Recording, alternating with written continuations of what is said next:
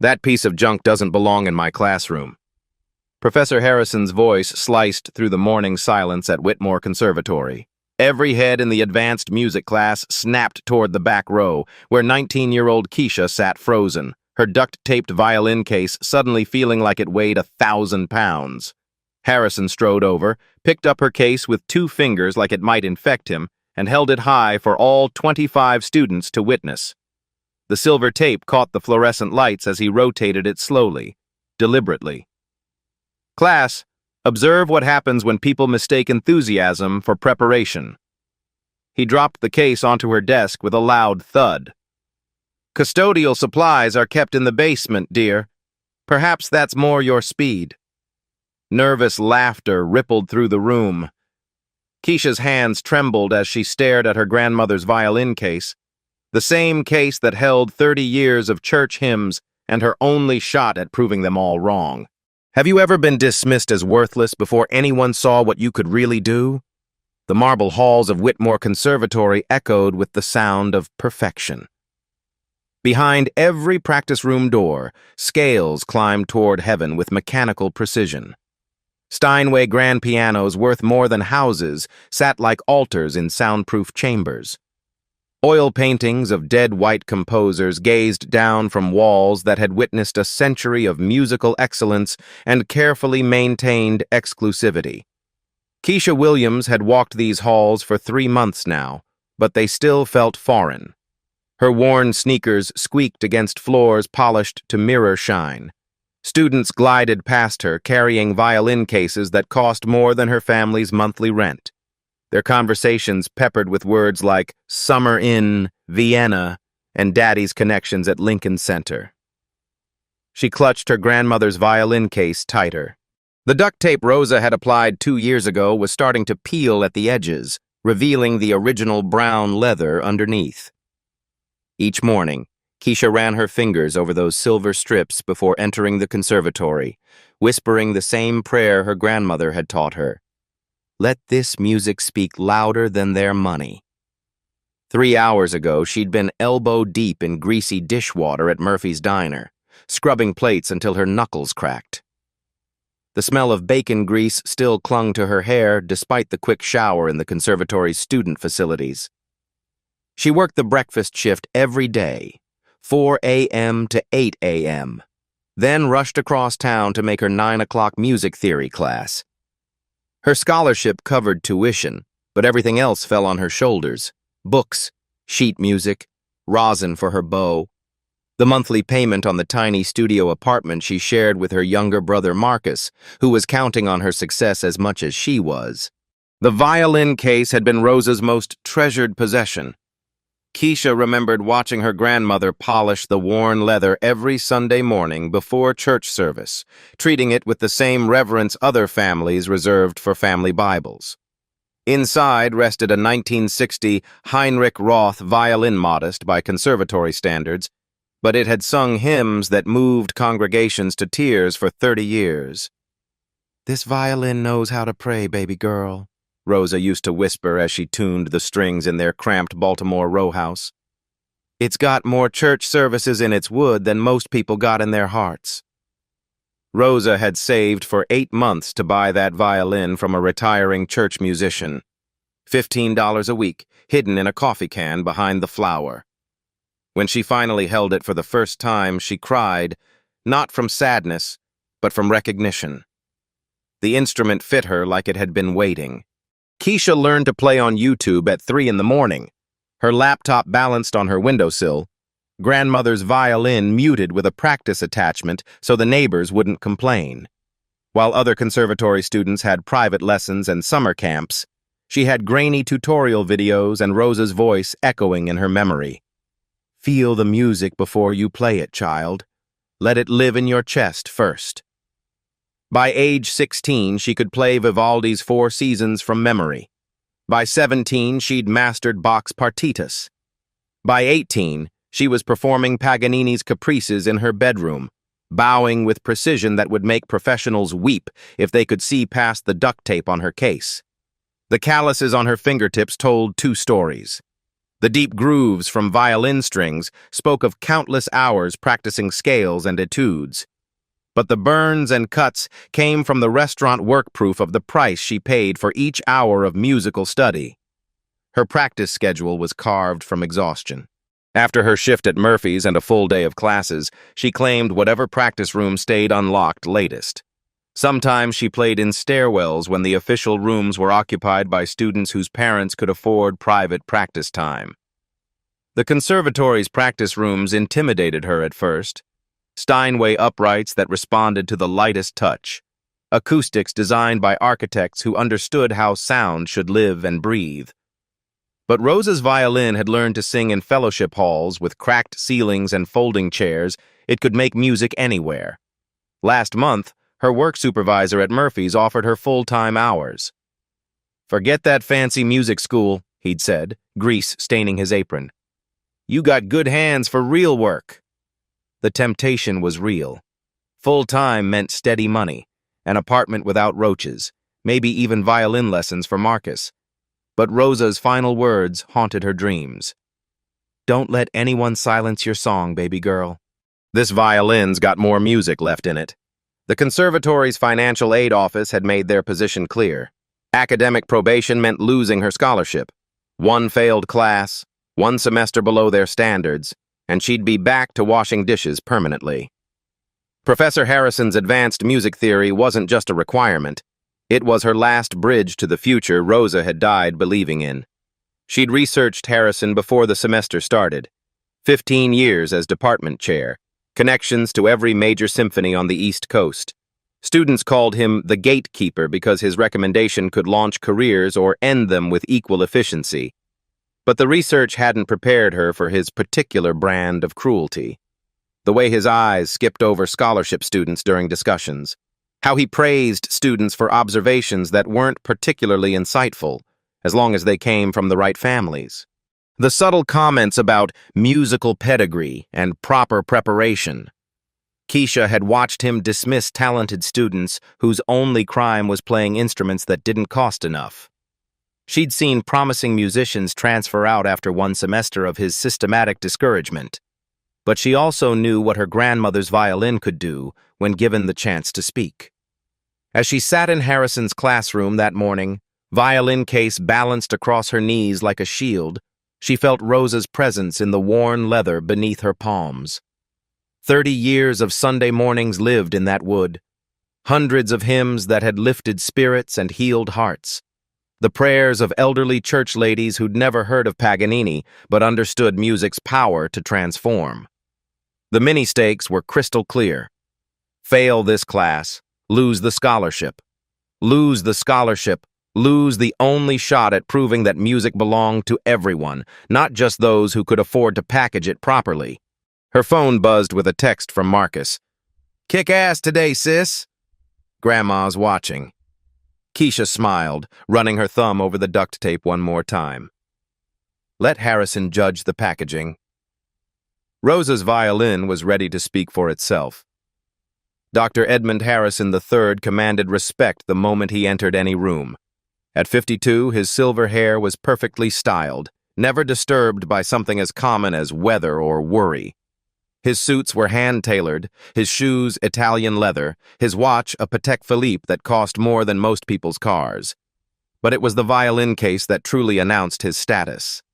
Custom leather with gold clasps, bearing the logo of a European craftsman whose waiting list stretched 5 years. Inside rested his 1721 Stradivarius $3 million of musical history that he carried like a scepter of authority. Harrison had owned that Stradivarius for 12 years, purchased at auction with family money that traced back to railroad fortunes. He spoke of it the way other men spoke of vintage wine or rare art, as proof of sophistication that couldn't be bought quickly or earned easily. The violin chooses its master, he'd tell prospective students during auditions, his fingers caressing the leather case. Inferior instruments produce inferior music. It's simple mathematics. His office walls displayed the evidence of his philosophy. Photographs showed him performing with symphony orchestras, always prominently featuring his Stradivarius. Concert programs from Lincoln Center and Carnegie Hall lined custom frames. Letters from famous violinists thanked him for maintaining standards in classical music education. Students learned quickly that Harrison judged them before they played a single note. He'd circle the classroom during the first week, examining instruments with the intensity of a jeweler appraising diamonds. Those with quality violins received encouraging nods. Others faced skeptical frowns that somehow translated into lower grades throughout the semester. His teaching method was theater as much as instruction. When demonstrating proper technique, he'd remove his Stradivarius from its case with ceremonial precision. Each movement was calculated to remind students of the gap between their instruments and his. The way he rosined his bow imported from France naturally became a ritual of superiority. "Observe the resonance," he'd say, drawing his bow across the strings with practiced elegance. 3 centuries of masters have played this instrument. It knows what real music sounds like. Harrison's reputation extended far beyond Whitmore's walls. He served on audition panels for major orchestras, wrote recommendation letters that could launch careers, and maintained connections with conservatories across Europe. Students competed fiercely for his approval, knowing that his endorsement opened doors that remained permanently locked to others. But his true power lay in elimination. Each semester, Harrison systematically identified students he deemed unsuitable for professional music careers. His methods were subtle but effective impossible assignments for those with lesser instruments. Public critiques that destroyed confidence, private conversations with administrators about lowered standards. The scholarship students felt his displeasure most acutely. Harrison viewed them as necessary evils, diversity requirements that diluted the conservatory's prestige. He'd never stated this directly, but his body language spoke volumes. The way he avoided eye contact during their performances, how he positioned himself physically closer to students from musical families. His habit of discussing summer opportunities that coincidentally required financial resources beyond scholarship students' reach. Previous victims whispered stories in practice rooms and coffee shops. Maria Santos, a brilliant cellist from Queens, had transferred after Harrison publicly questioned whether her instrument was adequate for serious study. David Kim, whose violin playing moved audiences to tears, abandoned his music major after a semester of Harrison's systematic discouragement. Harrison wore these departures as badges of honor. "I'm protecting the integrity of classical music," he'd explained to colleagues over faculty dinners. "Not everyone is suited for this level of artistry." It's kinder to redirect them early. His Stradivarius became a weapon in these battles. During student performances, he'd place it prominently on his desk, a silent comparison between their modest instruments and his musical throne. He'd adjust its position for maximum psychological impact, ensuring every student understood the hierarchy. The professor's morning routine never varied. Arrive at 8:30, unlock his office, and spend 15 minutes communing with his violin. He'd tune it methodically, play scales that echoed through the hallway like a territorial claim. Other faculty members had learned to schedule around this ritual Harrison's sacred time with his $3 million companion. His teaching philosophy extended beyond instruments to bloodlines. Harrison believed musical talent was hereditary, passed down through generations of proper breeding. He collected stories about students' families like genealogical trophies, praising those whose grandparents had season tickets to the symphony, while dismissing others as first-generation musicians. The conservatory's administration loved Harrison because he delivered results they could quantify. His students won competitions, earned orchestra positions, and reflected well on Whitmore's reputation. That these achievements came primarily from students whose families could afford superior instruments and private coaching was a detail conveniently overlooked. As Harrison prepared for his 9 o'clock advanced music theory class, he performed his usual instrument inspection. 25 violin cases arranged on desks awaited his judgment. Most met his standards quality instruments carried by serious students. Then his eyes landed on the duct tape. Silver strips wrapped around brown leather, obvious repair work that screamed poverty and desperation. Harrison's lip curled in distaste. Another scholarship student trying to play in a league beyond their means. He had no idea that this particular violin case held 30 years of prayers, countless hours of dedication, and a musical legacy that would soon humble everything he thought he knew about true artistry. Harrison's advanced violin masterclass was sacred ground.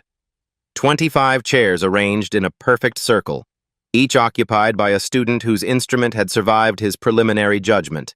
The morning light streamed through tall windows, illuminating violin cases that represented decades of family investment and musical ambition. This was Harrison's theater, and he was always the star. He moved through the circle like a general inspecting troops, pausing at each desk to examine the instruments that would determine his students' worthiness. The ritual had remained unchanged for 15 years, a methodical assessment that separated the serious from the pretenders. Quality violin cases gleamed under his scrutiny. German craftsmanship, French design, Italian heritage, each told a story of families who understood what classical music demanded. Harrison nodded approvingly at familiar brands, his fingers tracing quality leather and polished hardware. Then he reached Keisha's chair. The duct tape caught the light like a neon sign announcing poverty. Harrison stopped mid-stride, his practiced composure cracking as he stared at the silver strips wrapped around faded brown leather. The contrast was jarring. 24 pristine cases surrounding one obvious repair job. "Miss Williams." His voice carried across the room with surgical precision. "Would you mind opening your container for the class?" Every head turned toward Keisha. She felt their stares like heat lamps, burning through her careful composure. Her hands trembled slightly as she unlatched the worn brass clasp's original hardware that still functioned despite the case's battered appearance. Inside, nestled in faded blue velvet, lay her grandmother's Heinrich Roth violin. The wood was warm, honey-colored, aged and played in, with tiny scratches that told stories of 30 years in church services. It wasn't pristine, but it was loved. Harrison leaned closer, his expression shifting from curiosity to theatrical disgust. He gestured broadly, ensuring every student could appreciate his performance. "Class, observe carefully," he announced, his voice dripping with condescension. "This is what happens when people confuse sentimental attachment with professional preparation." He reached toward the violin, then pulled his hand back as if it might contaminate him. "The wood appears weathered. The strings look adequate for amateur purposes, I suppose. But this is Whitmore Conservatory, not a community center." Several students shifted uncomfortably in their chairs. Others leaned forward, drawn by the spectacle. Harrison was just getting started. "Tell me, Miss Williams, where did you acquire this instrument?" He pronounced the word like it tasted bitter.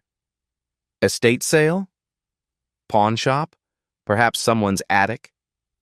Keisha's cheeks burned, but she kept her voice steady. "It belonged to my grandmother.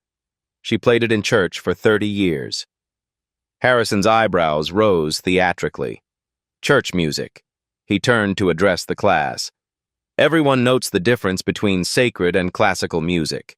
Very different standards, very different expectations." He walked to his desk and reverently opened his own violin case. The Stradivarius emerged like a religious artifact, its varnish glowing under the classroom lights. 300 years of perfection, lovingly maintained and astronomically valuable. "This instrument," Harrison said, lifting the Stradivarius with ceremonial care, "has been played by masters for centuries. It understands what sophisticated music requires. The wood has absorbed decades of proper technique, correct intonation, refined interpretation. He cradled the violin like a newborn, ensuring every student appreciated its beauty.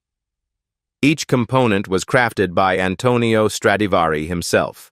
The spruce top, the maple back, the ebony fingerboard, all selected for optimal resonance and projection." Harrison's eyes found Keisha's. Can your grandmother's church violin produce conservatory-level sound? Can it handle the technical demands of advanced repertoire? Does it even stay in tune under performance pressure? The room fell silent except for the tick of the wall clock. 25 students held their breath, caught between embarrassment for Keisha and fascination with Harrison's cruelty. Perhaps, Harrison continued, placing his Stradivarius back in its case with exaggerated care, you'd like to demonstrate what your violin can accomplish. Show us the musical possibilities of bargain bin instruments. He gestured toward the center of the circle. Please, Miss Williams, share with the class what 30 years of church services have taught your grandmother's violin. Keisha felt the weight of every stare. Some students looked sympathetic, others curious, a few openly skeptical. This was Harrison's trap fail publicly and confirm his prejudices or attempt something ambitious and risk humiliating herself. What would you like me to play, Professor? She asked quietly. Harrison's smile was sharp as a blade. Something within your instrument's capabilities. Perhaps a hymn? Amazing Grace would be appropriate, given the circumstances. The insult landed perfectly. 25 students understood the implication church music for church violins, simple melodies for simple instruments. But Harrison wasn't finished. He walked closer, towering over Keisha's chair. Unless, of course, you believe your grandmother's violin can handle serious classical repertoire. Bach, perhaps? Brahms? Something that requires actual technique? His voice carried a challenge wrapped in mockery. What do you say, Miss Williams? Do you dare attempt real music on that relic? Or shall we move on to students with proper instruments? The gauntlet was thrown. 25 students waited. Harrison's trap was perfect, except he had no idea what was about to crawl out of that duct-taped case and change everything he thought he knew about music. Keisha's mind raced between doubt and defiance. The weight of 25 stares pressed down on her shoulders like a physical force. Harrison's challenge hung in the air, sharp and cutting, designed to make her retreat into embarrassment and surrender. She looked down at her grandmother's violin, its honey-colored wood worn smooth by decades of loving hands. Rosa's voice echoed in her memory, clear as Sunday morning bells. This violin don't know about money, baby girl. It only knows about heart. Her fingers traced the edge of the case, feeling the familiar texture of aged velvet. How many times had she watched Rosa perform this same ritual? Opening the case with reverence, lifting the violin like it contained pieces of heaven, positioning it under her chin with the confidence of someone who knew exactly what magic was about to happen. The room was so quiet she could hear her own heartbeat. Harrison stood there smirking, arms crossed, probably already composing the story he'd tell colleagues about another scholarship student who'd finally been put in her proper place. But Keisha remembered something else. Last month, alone in practice room C at 11 p.m., she'd played Paganini's Caprice number, 24 so beautifully that a janitor had stopped in the hallway to listen. The same piece that made professional violinists weep. The musical equivalent of climbing Mount Everest with bare hands. She thought about Marcus, probably sitting in his high school chemistry class right now, telling his friends about his sister, who was going to be a real musician someday. About Rosa, who'd worked double shifts at the hospital laundry to save $15 a week for 8 months to buy this violin. About every early morning at Murphy's Diner, every aching finger, every sacrifice that had led to this moment. Harrison cleared his throat impatiently. Miss Williams? We're waiting. Keisha stood slowly, her grandmother's violin case cradling 30 years of prayers and possibilities. She looked directly at Harrison, her voice steady despite the tremor in her chest. Professor Harrison, I'd like to play Bach's Chaconne in D minor. The reaction was immediate. Audible gasps from several students. Someone whispered, Is she crazy? Another murmured, That's impossible. Harrison's eyebrows shot toward his hairline. The chaconne was legendary 15 minutes of the most technically demanding solo violin music ever written. Professional violinists spent years preparing for it. Some never attempted it at all. "My dear girl," Harrison said, his voice dripping with false concern, "that piece requires years of proper training with proper instruments. Perhaps something more realistic." Keisha lifted her grandmother's violin from its case, feeling the wood's familiar warmth against her palm. She looked at Harrison one final time. "I understand the risk, Professor. But my grandmother always said this violin has more music in it than most people have prayers in their hearts." She positioned the violin under her chin. "I'd like to try." Keisha raised her grandmother's violin to her chin, the worn wood settling against her collarbone like it had found its home. The room held its collective breath. 25 students, 1 professor, and 30 years of church prayers, all suspended in the moment before sound would either vindicate or destroy everything. She closed her eyes, drew her bow across the G-string, and changed the world. The first note of Bach's chaconne emerged from Rosa's violin like a whispered prayer given voice. Pure, haunting, absolutely perfect. The sound filled the classroom with such unexpected beauty that Harrison's smirk froze on his face mid-expression. Complete silence followed. Not the awkward quiet of embarrassment, but the reverent hush of recognition. That single note hung in the air like incense, announcing that something sacred was about to unfold. Every person in the room felt it, the shift from skepticism to wonder, from judgment to awe. 25 expensive violins sat forgotten in their cases. 25 students who had spent years perfecting their technique suddenly understood they were about to receive a masterclass in what music could truly accomplish. Keisha opened her eyes and continued. The chaconne's opening theme began to emerge, those 4 simple notes that Bach had used as the foundation for musical architecture that rivaled cathedrals. Her bow moved with liquid grace, each stroke precise and intentional, drawing sounds from her grandmother's violin that made the expensive instruments surrounding her seem suddenly ordinary. The students leaned forward unconsciously. This wasn't the tentative playing they'd expected from a scholarship kid with a duct-taped case. This was mastery announcing itself with quiet confidence. Sarah Martinez, who owned a $45,000 Guarneri del Gesù, found herself gripping her chair arms so tightly her knuckles turned white. Harrison's expression shifted from amusement to attention. His arms uncrossed slowly as he watched Keisha's left hand dance across the fingerboard with impossible accuracy. Her intonation was flawless, each note perfectly placed, singing with the clarity of someone who had spent countless hours perfecting every interval in the solitude of practice rooms and stairwells. The first variation emerged, and with it came the realization that this girl understood Bach in ways that couldn't be taught. Her interpretation wasn't just technically correct, it was emotionally sophisticated, revealing layers of meaning that most violinists missed, even after years of expensive private instruction.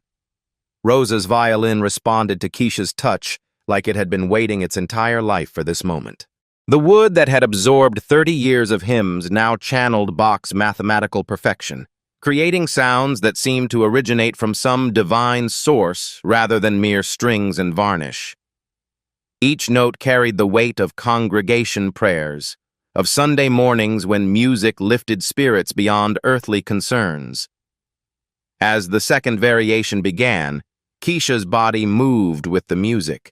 Not the rigid posture Harrison demanded in lessons, but the natural flow of someone who had learned to let music live in her bones before it reached her fingers. Her grandmother's influence was unmistakable. The slight sway, the breathing that matched the musical phrases, the way her eyes half closed when the melody soared toward transcendence. The complexity increased dramatically, and so did the impossibility of what everyone was witnessing. Double stops. 2 notes played simultaneously emerged from Rosa's violin with crystal clarity that defied physics.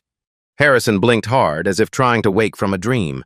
His students struggled with double stops after years of expensive lessons and professional coaching. This girl made them sound effortless, natural, inevitable. "Sweet Jesus," whispered Sarah under her breath, unconsciously echoing the language of Rose's church. She'd been struggling with this exact passage for 8 months, working with a private teacher who charged $300 per hour.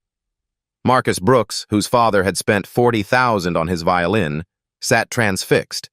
His expensive instrument had never produced sounds remotely approaching what was flowing from that duct-taped case. The realization was humbling and revolutionary.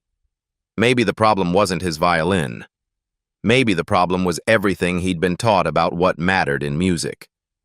Keisha moved into the third variation, where Bach's genius truly revealed itself through intricate counterpoint that demanded absolute technical mastery. Her bow arm flowed like water across desert sand, creating dynamics that painted the music in shades of light and shadow.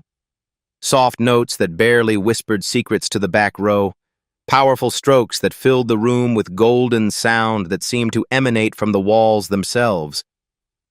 Rose's violin sang every nuance perfectly, as if 3 centuries of musical evolution had been building toward this precise moment. The instrument that Harrison had dismissed as worthless was proving capable of sophistication that his Stradivarius could barely match, not because of superior craftsmanship, but because of the love that had seasoned its wood through decades of faithful service. Harrison found himself taking an involuntary step closer, drawn by something he couldn't deny or explain. This wasn't possible according to everything he'd been taught, everything he'd built his career defending. Church violins didn't produce this quality of sound. Scholarship students didn't possess this level of technical mastery. 15-year-old tutorial videos from YouTube didn't create musicians who could interpret Bach like they'd studied with the composer himself. But the evidence surrounded him, undeniable and devastating to every assumption that had shaped his professional identity. The fourth variation brought cascading scales that would challenge any member of the New York Philharmonic. Keisha's fingers moved so quickly they blurred into impressionistic smears of motion, yet every note remained perfectly articulated, each one landing exactly where Bach's mathematical precision demanded. The melody emerged above the accompaniment like a voice calling from heaven itself, supported by harmonies that seemed to generate themselves from the violin's ancient wood. Students throughout the room began to understand they were witnessing something that would haunt their memories forever. This wasn't just good playing.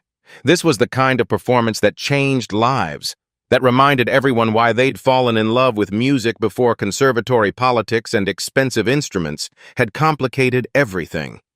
Emma Rodriguez, whose grandmother had also been a church musician, felt tears starting in her eyes. She recognized something in Keisha's playing that went beyond technique, a connection to music's spiritual roots that formal education couldn't teach and money couldn't buy. The music built toward its emotional center, and Keisha seemed to disappear entirely into the sound. Her consciousness merged with Bach's intentions, her breathing synchronized with phrases that had been written 3 centuries before her birth. Her heartbeat matched the underlying pulse that drove the entire structure forward. 30 years of Rose's prayers flowed through her fingers, transforming mathematical precision into pure spiritual expression that transcended every boundary between sacred and secular music. Harrison's hands trembled slightly as he watched his entire worldview crumble in real time. In 30 years of teaching at conservatories from Boston to Vienna, he'd never heard a student, any student, regardless of their instrument's pedigree or price tag play, with this combination of technical perfection and emotional depth. The girl he'd dismissed as unworthy was delivering a performance that humbled everything he thought he understood about musical excellence. The fifth variation exploded with virtuosic fireworks that made several students gasp audibly, their surprise echoing off the classroom's acoustic perfect walls. Lightning fast runs up and down the fingerboard, executed with the precision of a master surgeon performing life-saving operations. Rose's violin responded to every impossible demand. its voice growing stronger and more confident with each passing phrase, as if decades of accumulated music were finally being released in one transcendent moment. "How is this even possible?" whispered James Park, whose parents had remortgaged their house to afford his conservatory education and professional-grade instrument. Keisha moved into the contemplative sixth variation, where Bach's genius turned inward toward meditation and introspection. Here, technique serves emotion rather than dominating it. Each note carried weight, meaning, the accumulated wisdom of centuries of human experience distilled into pure sound. Rosa's violin sang with a voice that seemed to understand suffering, hope, redemption. All the themes that had filled those 30 years of church services where music served as a bridge between earthly pain and heavenly promise. The room had transformed completely from a classroom into something approaching sacred space. Music, this honest, this pure, this connected to fundamental human experience, demanded reverence from everyone privileged enough to witness it. Harrison felt his chest tightening, not from anxiety, but from the overwhelming recognition that he was experiencing art in its most essential form. Harrison felt something fundamental cracking inside his chest. Not just his prejudices about instruments and students, but his entire understanding of what music could accomplish when freed from institutional constraints and social expectations. This girl, with her grandmother's worthless violin, was creating art that transcended every category he'd spent his career defending and enforcing. The seventh variation brought technical challenges that would break most professionals who'd spent decades perfecting their craft. Rapid string crossings that demanded split-second timing, complex rhythms that required mathematical precision, intervals that demanded perfect finger placement and unwavering bow control developed through years of disciplined practice. Keisha navigated every obstacle with the confidence of someone who had conquered these difficulties through sheer determination and countless hours of solitary practice in empty stairwells and borrowed practice rooms.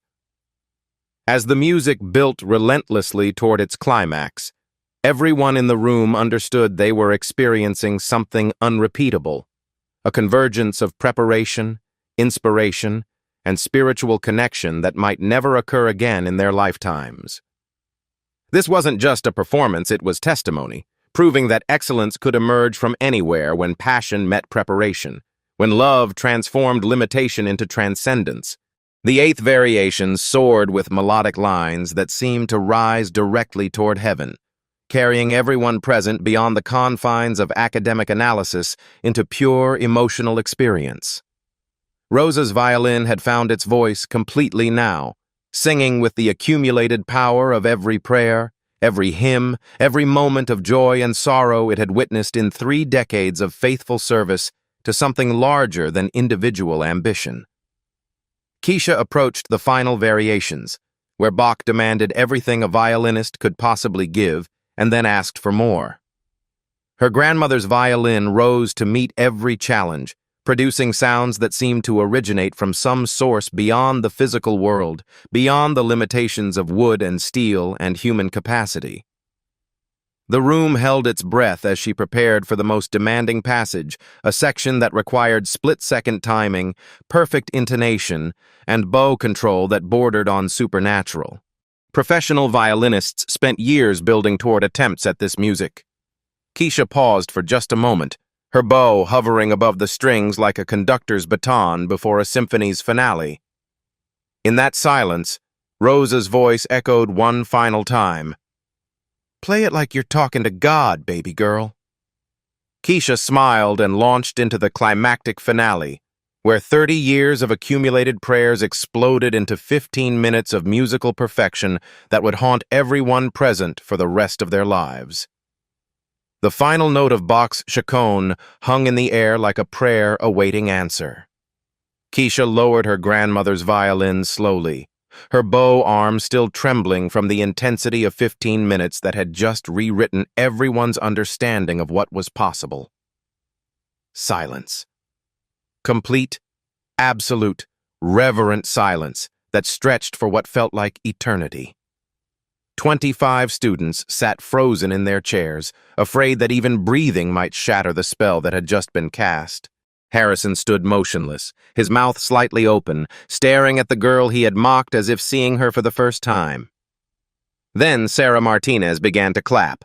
The sound cracked through the silence like lightning, and suddenly the entire room erupted. Not polite conservatory applause, but thunderous, overwhelming ovation that shook the windows and echoed down the marble hallways. Students leaped to their feet so quickly their chairs scraped against the floor, creating a percussion section for their celebration. "Oh my God!" Emma Rodriguez shouted over the noise, tears streaming down her face. "That was incredible!" "I've never heard anything like that," Marcus Brooks added, his expensive violin forgotten as he applauded until his palms stung. The noise was deafening. Students who had snickered at Keisha's duct-taped case now fought to get closer, their faces shining with genuine awe and respect. James Park, whose parents had sacrificed everything for his musical education, was wiping his eyes with the back of his hand. Harrison remained frozen in place, his face cycling through emotions like a broken slideshow. The man who had built his reputation on dismissing unsuitable students had just witnessed the most beautiful performance of his 30-year career emerge from everything he claimed couldn't produce real music. Color drained from his cheeks as the full impact hit him. His entire philosophy instruments determine ability. Breeding determines talent. Price tags predict performance had just been obliterated by a 19-year-old girl with a violin her grandmother bought from a church musician. "Professor Harrison?" Sarah called out over the continuing applause. "Have you ever heard the chaconne played like that?" Harrison's mouth opened and closed soundlessly. The professor who always had answers, who controlled every classroom conversation with iron authority, couldn't form words. His hands, which had caressed his $3 million Stradivarius with such reverence, now hung uselessly at his sides. Keisha carefully placed her grandmother's violin back in its worn case, treating it with the same respect Harrison showed his precious Stradivarius. The duct tape that had seemed so shameful minutes ago now looked like battle scars on a warrior's armor, evidence of love, dedication, and countless hours of faithful service. The applause began to die down, but the energy in the room remained electric. Students gathered around Keisha's chair, abandoning their own expensive instruments to examine the violin that had just humbled everything they thought they knew about music. "How long have you been playing?" Emma asked breathlessly. "Where did you study?" added Marcus. "Can you teach me that bowing technique?" Sarah pleaded. Harrison finally found his voice, though it came out as a croak. How did you... Where did that violin... The room fell quiet again, all eyes turning between the shattered professor and the girl who had just rewritten the rules of his classroom. Keisha looked up at Harrison with eyes that held no anger, no triumph, only quiet dignity. "My grandmother always said something, Professor Harrison." Her voice was steady, carrying clearly to every corner of the room. "She told me, it's not the violin that makes the music, baby girl. It's the love you put in the strings." She gestured toward her grandmother's violin resting peacefully in its duct-taped case. "This violin has 30 years of church services inside it. Countless prayers. My grandmother's heart. Sunday mornings when music lifts people beyond their troubles." Harrison winced as if her words were physical blows. "And you know what else, Professor?" Keisha continued, her voice gaining strength. "This garage sale violin? It's actually a 1960 Heinrich Roth, worth about $15,000 when properly restored. My grandmother just couldn't afford the restoration work." The revelation hit the room like a thunderbolt. Harrison's face went from pale to ashen. "But the music?" Keisha stood slowly, closing her violin case with reverent care. "The music was always there. It just needed someone who believed in it." She looked directly at Harrison, her gaze unflinching but not cruel.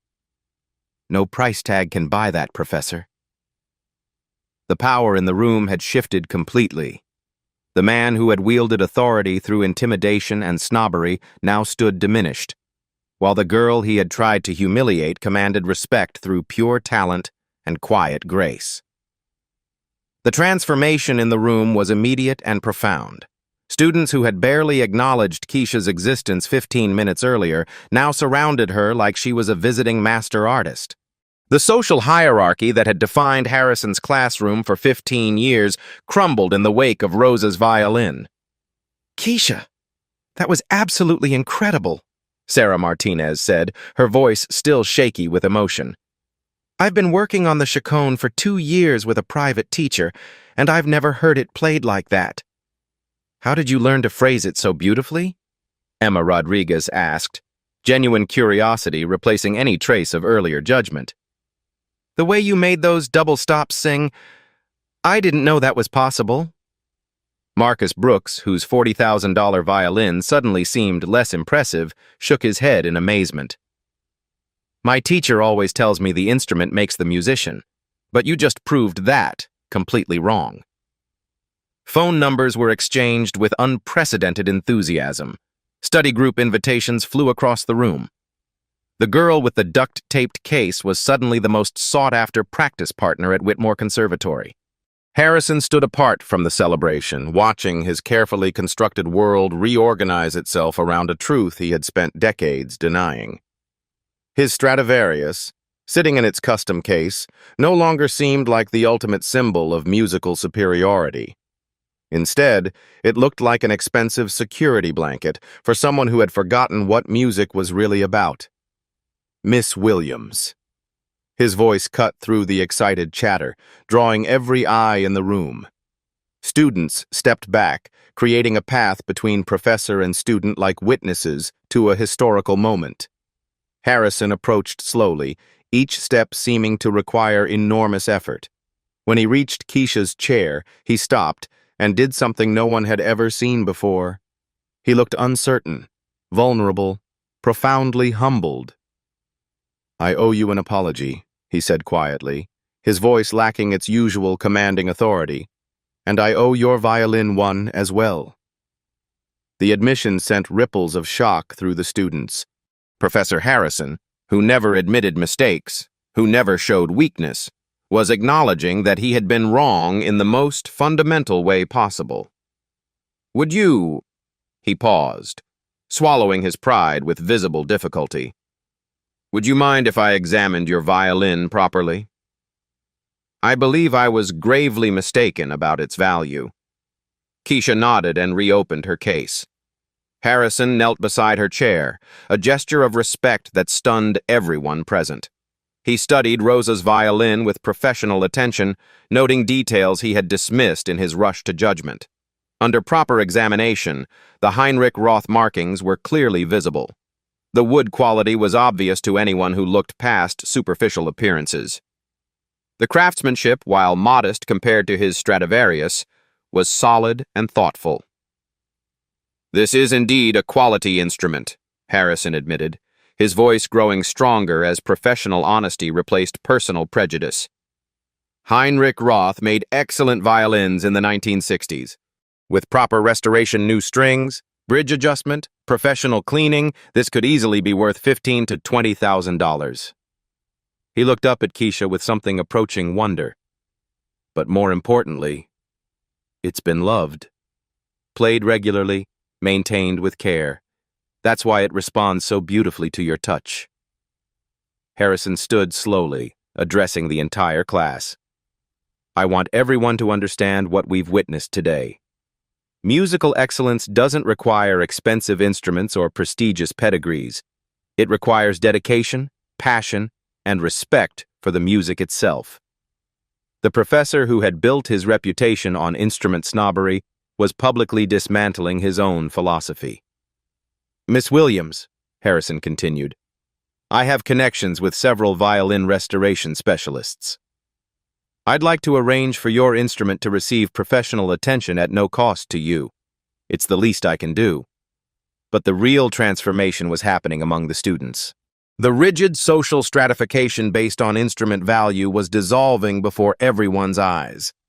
Emma Rodriguez, whose family had struggled to afford her mid-range violin, sat taller in her chair.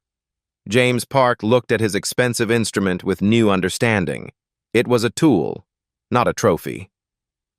"Professor," Sarah Martinez raised her hand tentatively. Could we hear more about how Keisha learned to play like that? I mean, if she's willing to share." All eyes turned to Keisha, who found herself in the unprecedented position of being asked to teach rather than being taught. "My grandmother always said that music has to live in your heart before it can live in your hands," she said simply. "She taught me to listen to what the music wanted to say, not just what the notes demanded." The conversation that followed was unlike any Harrison's classroom had ever experienced. Students shared stories about their musical journeys, their struggles, their moments of breakthrough. The competitive atmosphere that had defined the conservatory began to crack, replaced by something approaching community. As the class period drew to a close, Harrison made one final announcement. "Miss Williams, there are several opportunities I'd like to discuss with you. Summer master classes, competition applications, scholarship augmentations. Your talent deserves every door we can open." The girl who had entered the classroom as an object of mockery was leaving as its most celebrated student. But more than that, she had changed something fundamental about how everyone present understood the relationship between worth and worthiness, between appearance and excellence. That evening, Keisha sat in her small apartment, practicing scales on her grandmother's violin. But now she was preparing for opportunities she had never dared to imagine. The duct tape on her case no longer represented poverty. It represented perseverance. She whispered to Rosa's photograph on her nightstand. "We did it, Grandma." Your prayers finally got heard. 3 months later, Keisha Williams stood on the stage of Carnegie Hall, her grandmother's newly restored violin gleaming under the spotlight. The Heinrich Roth that Professor Harrison had dismissed as worthless now sang with a voice that moved audiences to tears. But the real transformation wasn't in the violin's appearance. It was in the world's willingness to listen beyond the surface. The story of what happened in Harrison's classroom had spread far beyond Whitmore Conservatory. Videos of Keisha's playing went viral, not because of sensationalism, but because her music carried something that couldn't be manufactured or purchased: authenticity that touched hearts across every barrier of race, class, and background. Harrison himself had become an unlikely advocate for change. His letter of recommendation for Keisha's Carnegie Hall debut included a confession that reshaped his teaching philosophy. "I have learned that excellence announces itself through dedication, not decoration. True musical pedigree is earned through practice, not purchased through privilege."